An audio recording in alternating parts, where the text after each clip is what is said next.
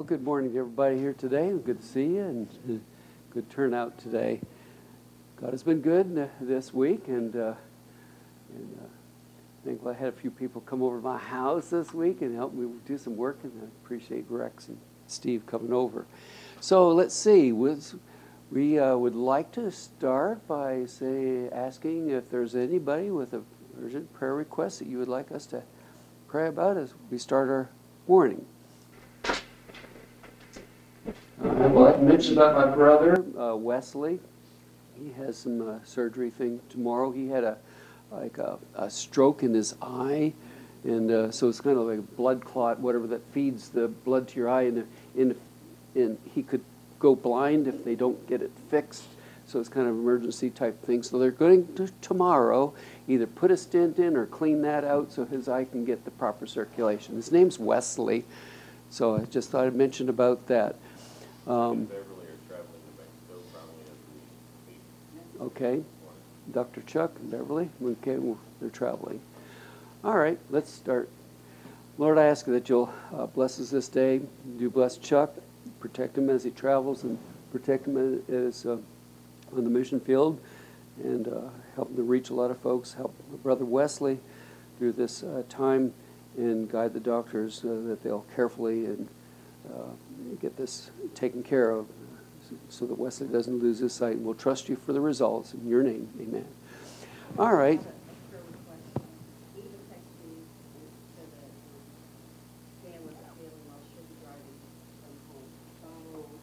All right. Let's do a quick prayer for Dan. All right. Lord, I ask that you'll help Dan during this time with this sick, and help Eva as she's having to drive. A difficult thing for her, and I ask that you'll protect them and help them. In your name, amen.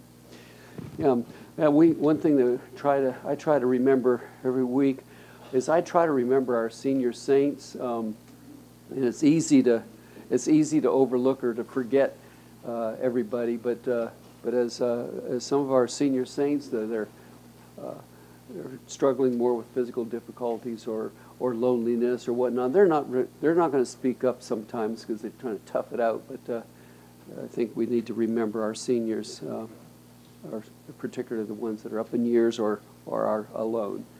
Okay, well, let's see. We're going to get into 2 Samuel chapter 4. It's talking about Ishbosheth being murdered during this chapter. We had this little sign-in thing, and there was this one little hole in the middle that everybody was avoiding, and for some reason pastors asked me to take it, which I'm glad I did, and then I got home and looked at the chapter and I said, oh, I know why it was avoided. It's a tough one. And and some passages tend to lead that way of being tough and being, what in the world does this have to do with me? And I can read a little thing from the ESV articles and resources at the back of the book there. It says, in some passages of the Bible, personal application is less direct, and these passages do apply.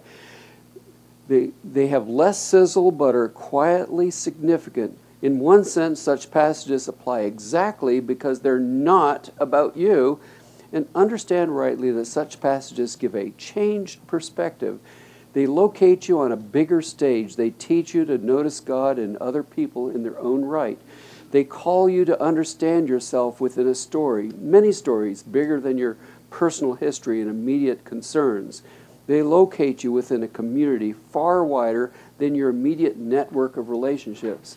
And they remind you that you are always in God's presence, under His eye, and part of His program. We keep that in mind. Sometimes going through those genealogies and okay. Well, this is a passage that at first look I go, what in the world on that? And before I get into it, I'll do a little bit of a review on this thing, looking at the last number of chapters. And first of all, we find in chapter 1. Here's David that he hears about Saul's death, and David laments about Saul and Jonathan. Do you remember how did he hear about Saul's death? Person that came, brought him the news. What happened to the guy that brought him that news? He died. Well, why did David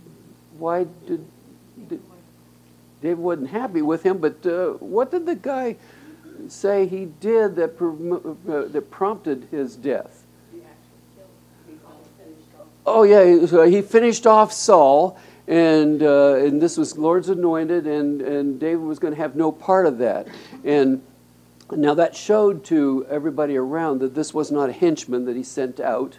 That it was not David's desire to see somebody killed on his account. So this good news wasn't necessarily good news.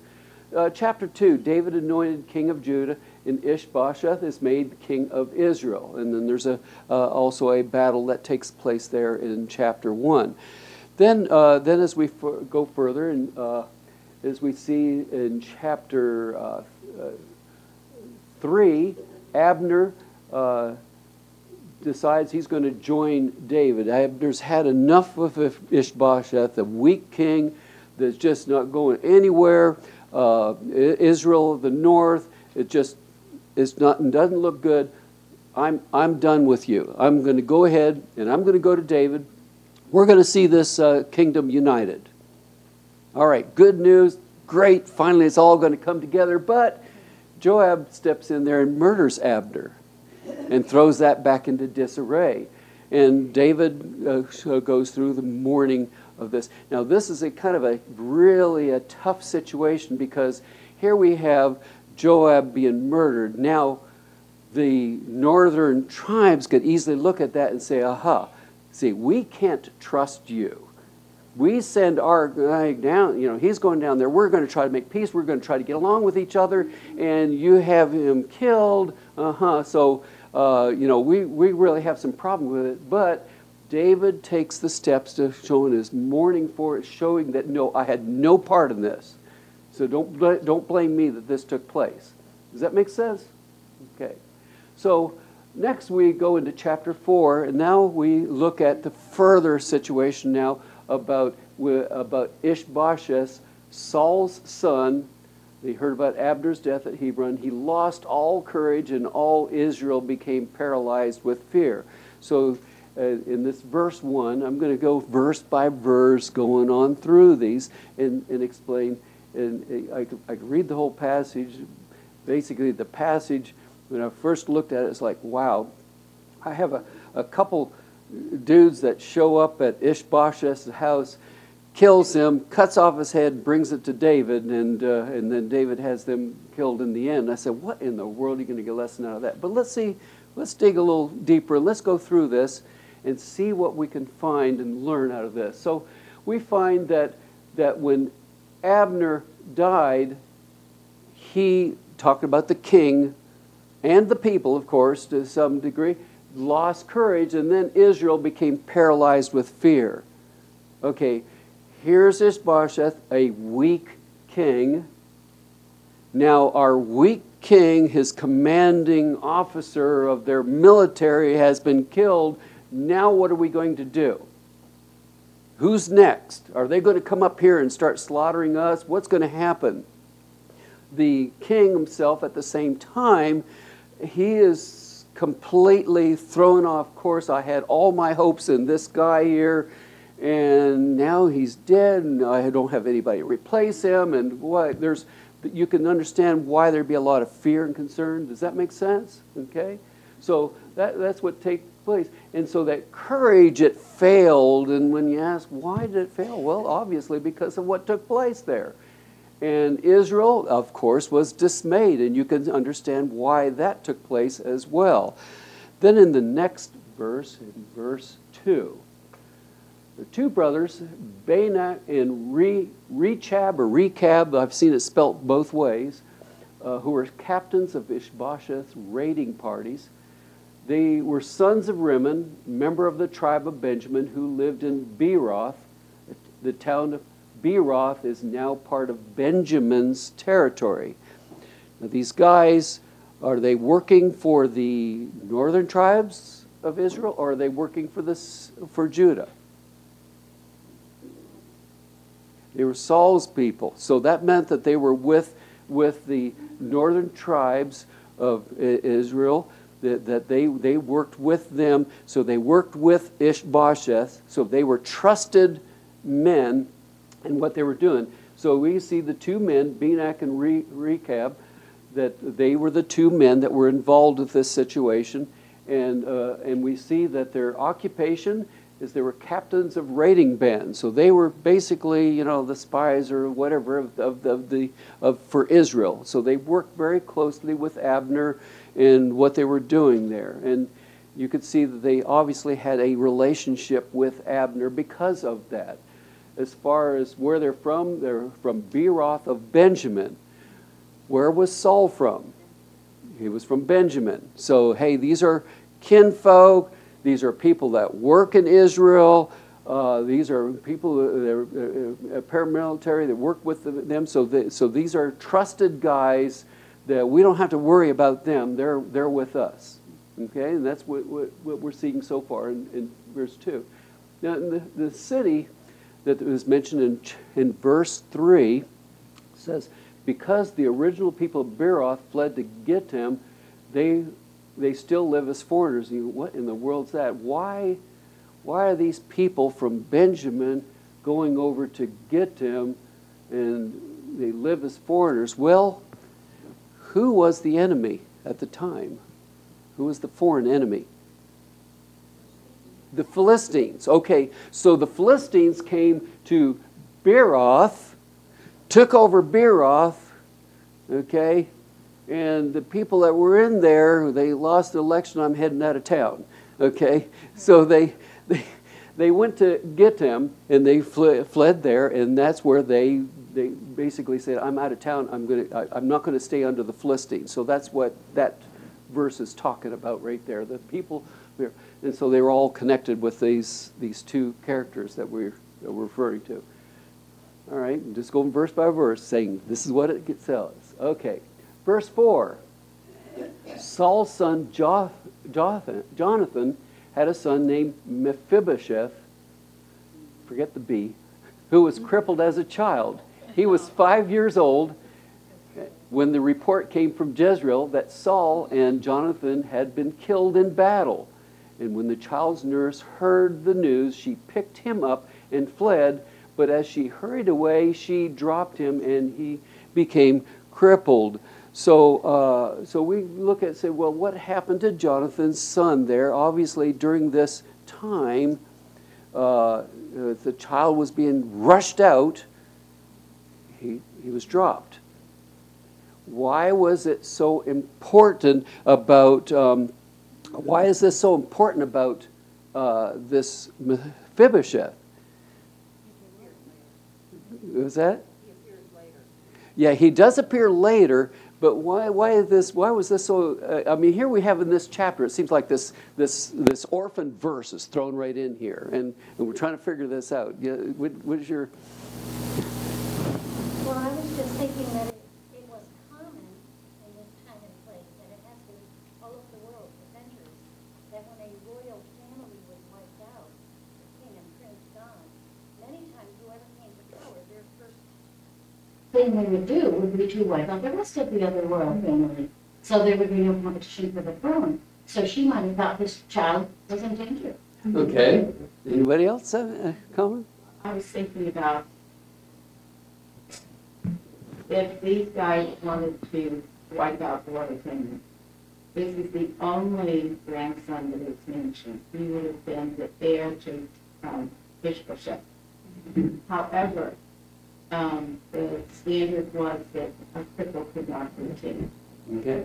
So it was important that, so they didn't try and kill him because he was not important, even though he was over the law.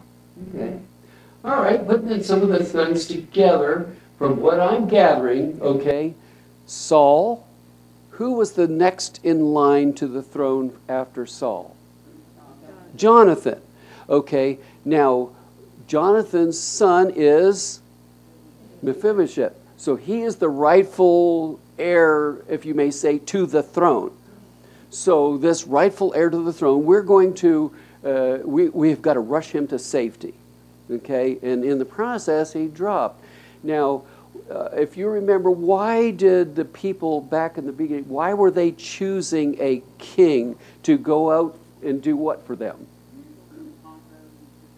Conquer, protect. Hey, we got our enemies and you're going to go out and for us. Now, you're not going to have a lame person be the king to go out in battles and fight your wars for you. So we got a problem here. And that's why this verse is stuck here. Because Ishbosheth is now the king instead of Mephibosheth.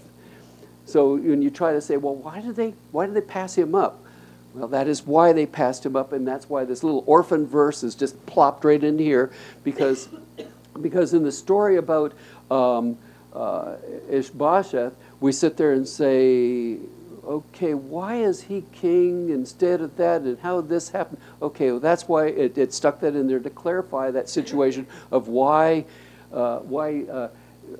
Mephibosheth is not the king, and why Ishbosheth is the king, even though he's a weak, shy, or something about him. He's just not the leader type. But he was put into that position somewhat by default. And when you happen to choose somebody to become a leader because they just happen to be in the position and say, okay, you take charge, a lot of times the confidence of the people and this and that just don't quite follow, and there's dilemmas and problems that take place afterwards.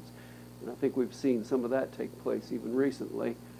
Okay, the time of day, verse 5, was, as it says, one day, Rechab and Baanah, the sons of Rimmon, from Beeroth, went to Ishbosheth's house around noon as he was taking this midday rest. So in that particular climate and area, it got kind of warm and hot. They obviously they didn't have air conditioning. Okay, so I don't know about you, but after lunch, there's something that happens. Okay, I'm tired. You're tired. It's hot out. Let's go to this inner chamber room, get away from the heat the best we can, and let's take a little nap. Okay. Now, as a king, yeah, he could do that, but at the same time, hey, he's king, and shouldn't he be a little bit more watchful of what's going on and paying attention? And, you know, there's hard times, and what's going to happen with Judah? You already have fearful situations taking place here, and you're going to go take a nap. So this is a very common tradition today, all over the globe. Not only the Hispanic world with their siesta, but I found out, since I have a Chinese daughter, that the entire country of China, even their schools, go to school until noon, and then they recess and teach. And then they go to school from 2 until 5, and so that everyone can have work. Even in businesses, people will put their head down on their desk if expected, but they will rest or sleep after the lunch. So this is a very, very common thing for all human beings.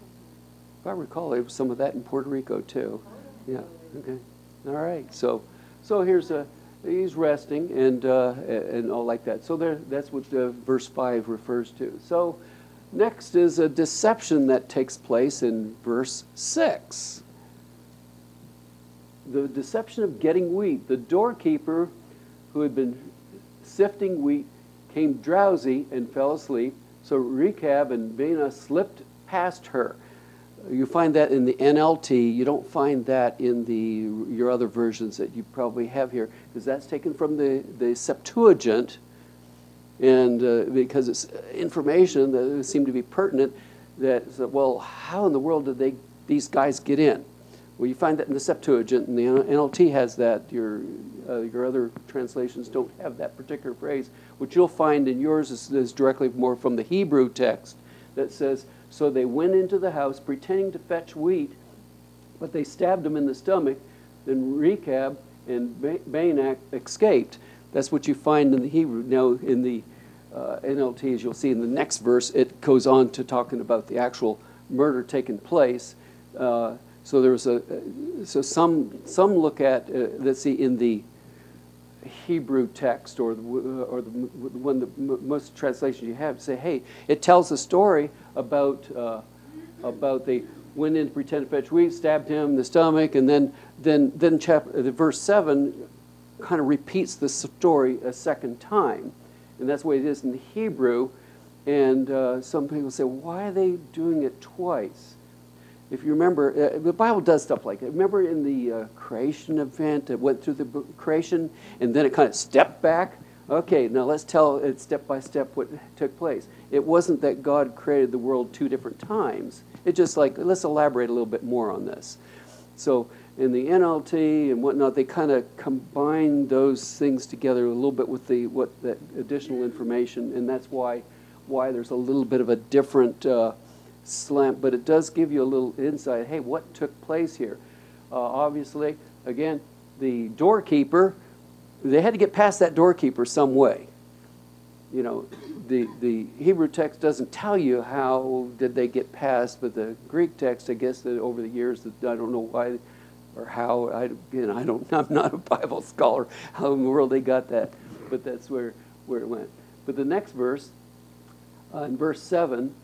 They went into the house and found Ishbosheth sleeping on his bed. They struck and killed him and cut off his head.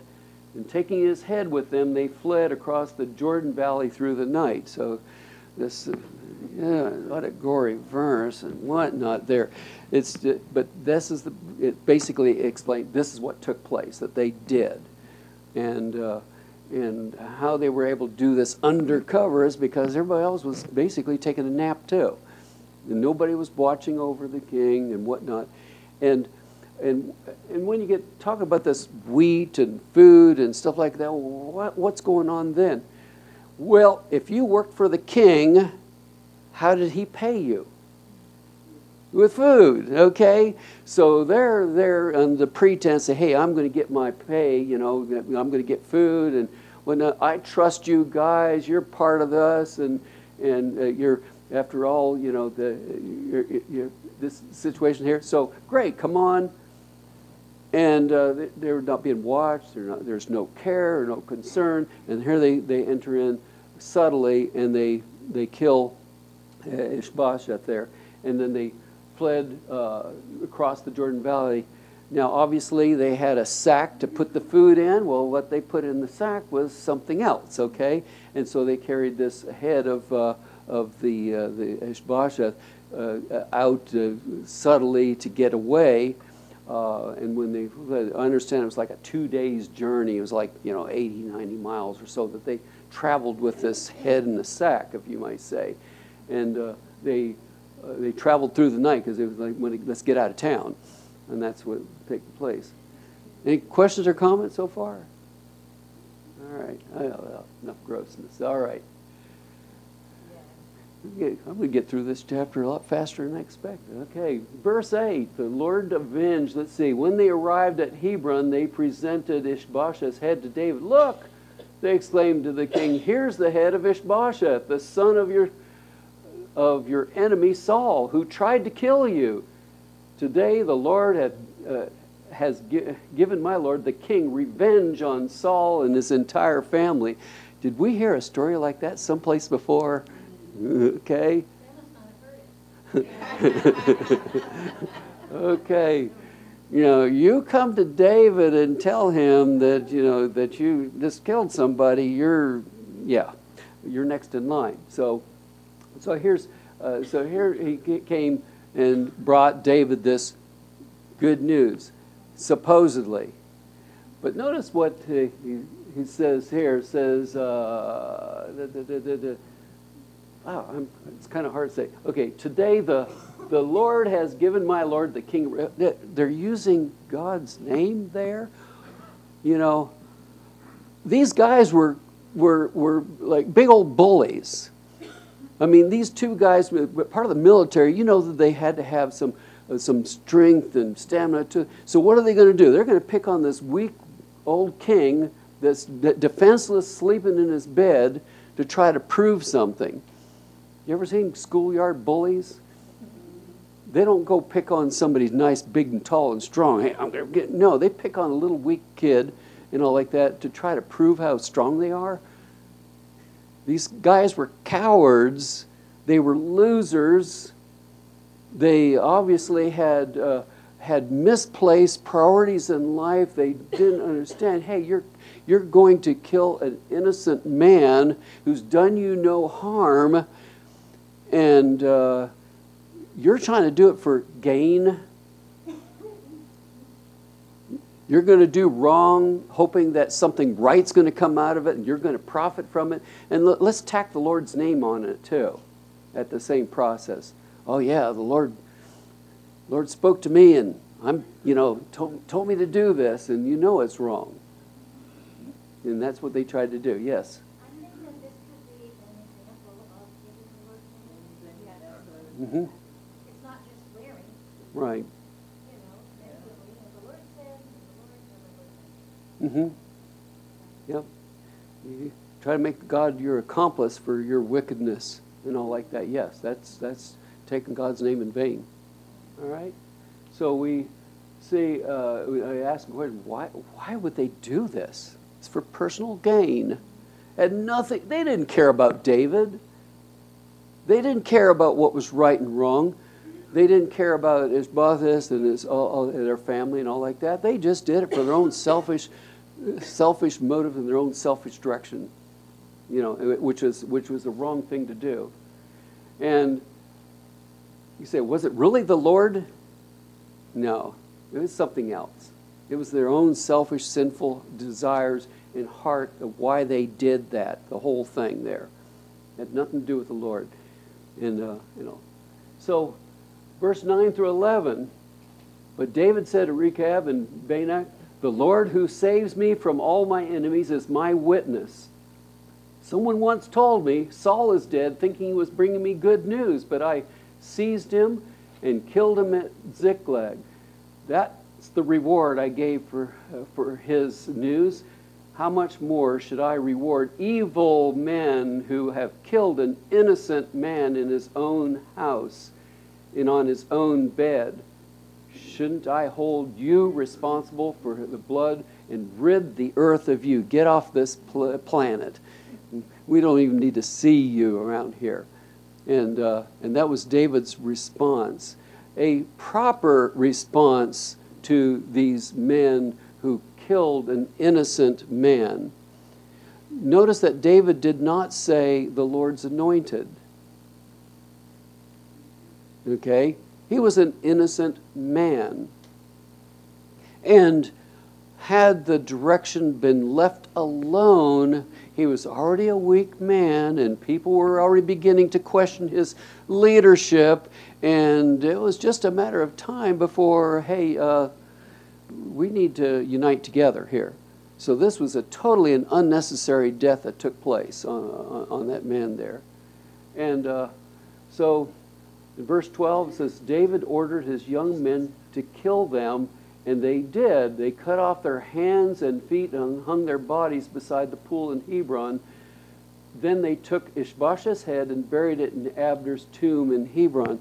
And there's some interesting things about that is that why did David have this done? Now, first of all, guys were guilty. They were wrong. They were bad, and they did. But this is a process of what they did there.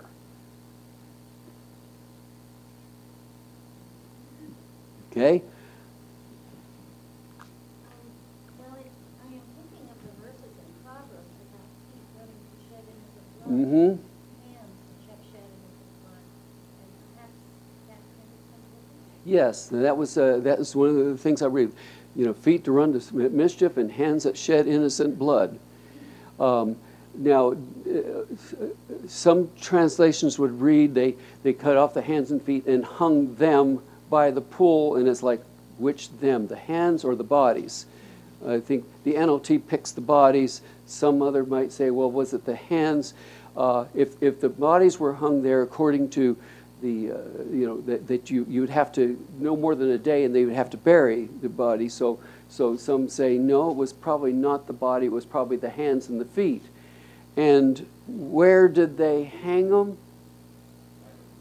by a pool. Well, where does everybody go to, either wash or get their water or whatnot? So, yeah, so this was a visible sign in front of everybody of this wickedness that we're not going to tolerate. We find in society when you turn a blind eye to wickedness and, well, we'll tolerate, does it go away? It strengthens, okay? So David, by doing this, basically, there's a stark warning here. Don't you go killing somebody thinking you're going to do me a favor, because you're next, okay? So it was something that took place there that it was a stark warning to others. And so whichever one, whatever he hung there, you can see there was that. There's another, let me see, the importance of that. What was the importance of burying his head in Abner's tomb?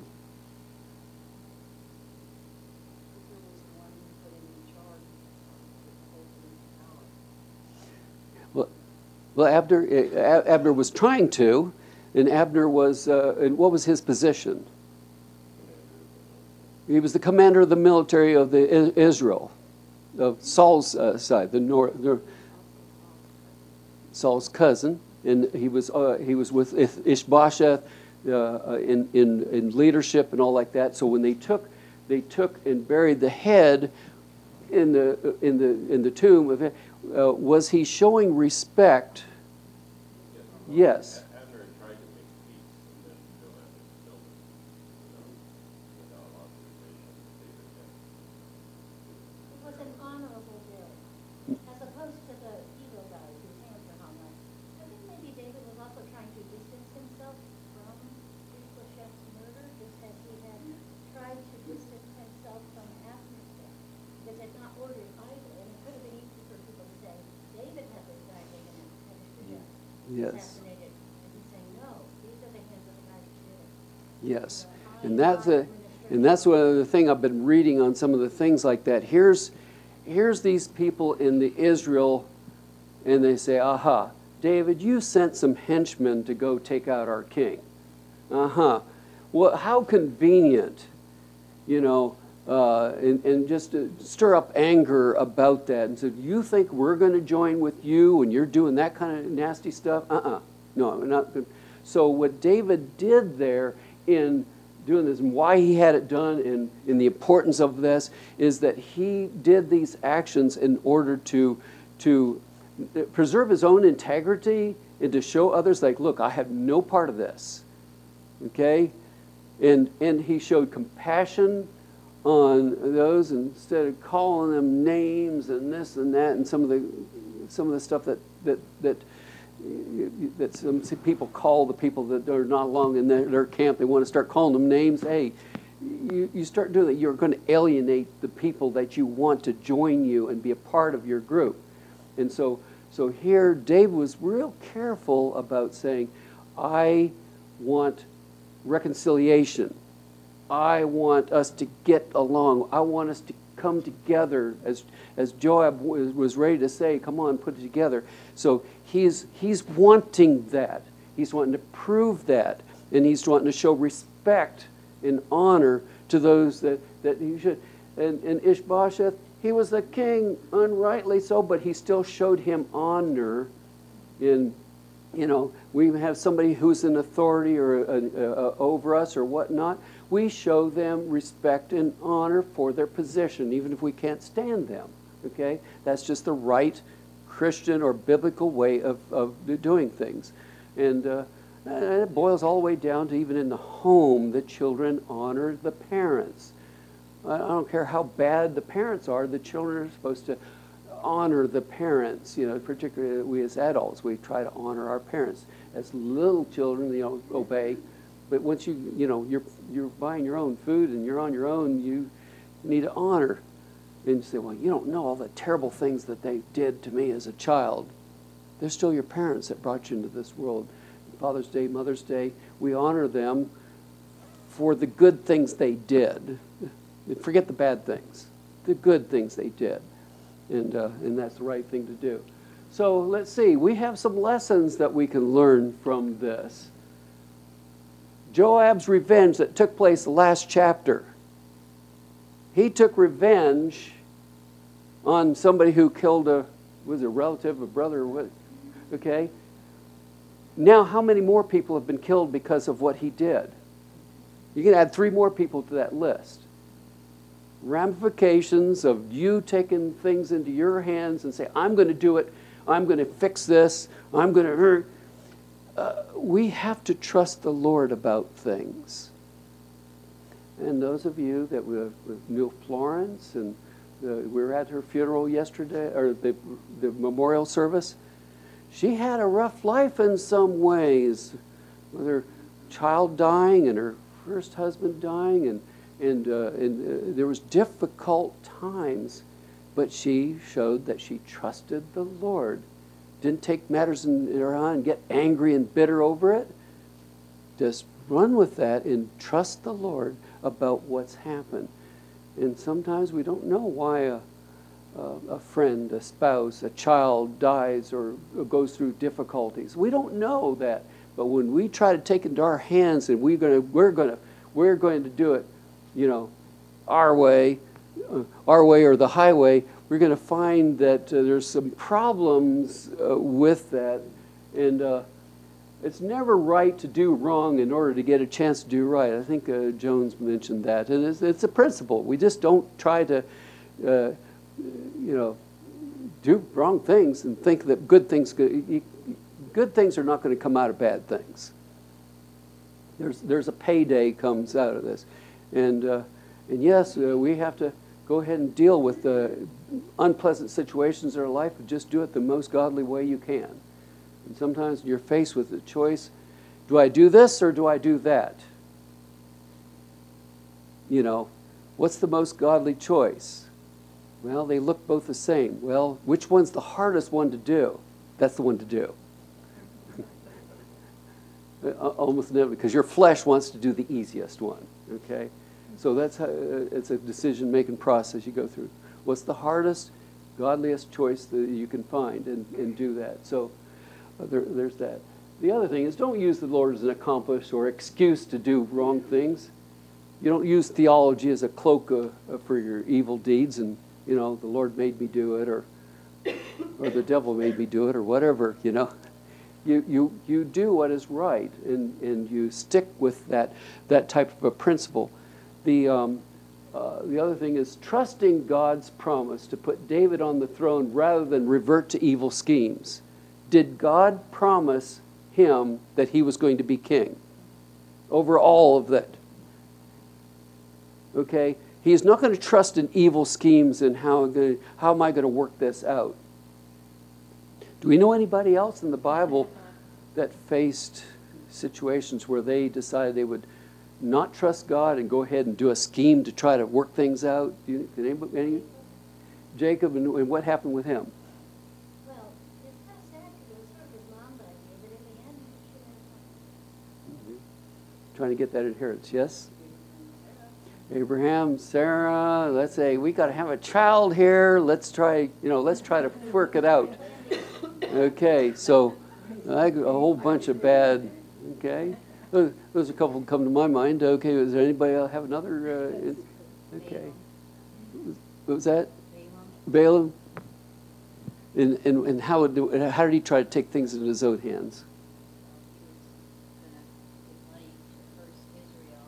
Okay. Yeah. Oh boy, there's some money involved with this, so I'm just going to, slip it under this. Okay. And so that was another thing. I was going through in my Bible reading in Judas, hey, I'm going to force the issue here. I'm going to get this money and trying to force the issue, maybe try to, and so that was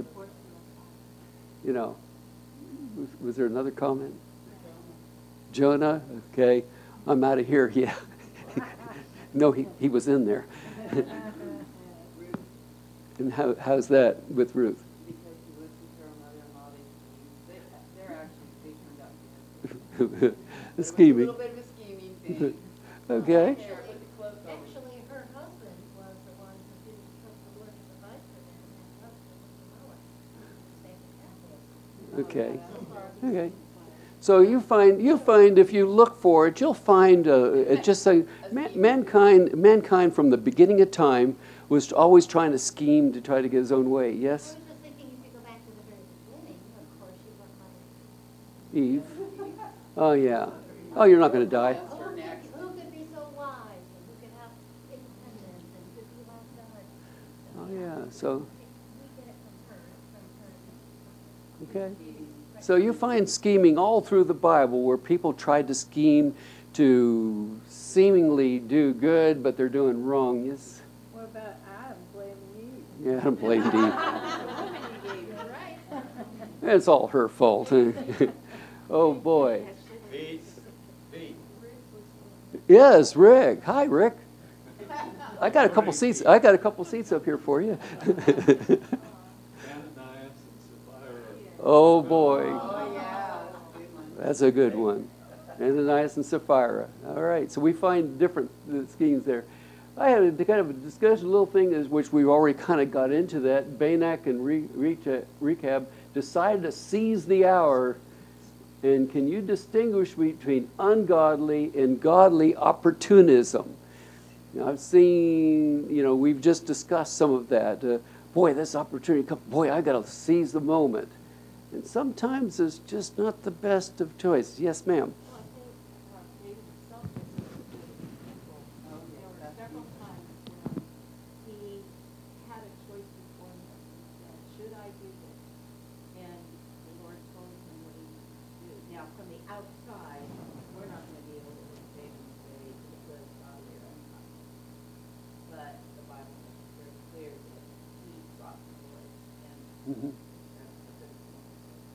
So Saul was asleep there in the cave, and they're standing there. Hey, I can kill him right now. That was an opportunity, but no. Yeah. Then you have to look at what he did with his and himself. Okay.